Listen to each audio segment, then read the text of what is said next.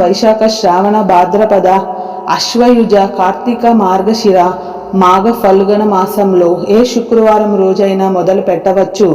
ఇక జ్యేష్ఠ ఆషాఢ అశ్వపుష్య మాసాల్లో మొదలు పెట్టకూడదు.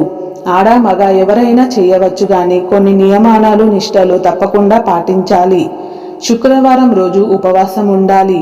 మొత్తం ఉండలేని వారు పూజ అయిన తర్వాత రాత్రిపూట తినవచ్చు. భక్తిగా చేస్తే 3 నెలల్లోనే వారు కోరుకున్నటువంటి కోరిక సిద్ధిస్తుంది. ఎవరికైనా గ్రహబలం చాలక కోరిక తీరకపోతే నిరాశ పడకుండా కొనసాగిస్తే త్వరలోనే వారికి కోరిక తీరుతుంది. ఈ వ్రతాన్ని చేసేవారు సత్యాన్నే పలకాలి, అబద్ధం చెప్పకూడదు, నిందవాక్యాలు మాట్లాడకూడదు, వినకూడదు. ఆ రోజంతా మౌనంగా ఉండాలి.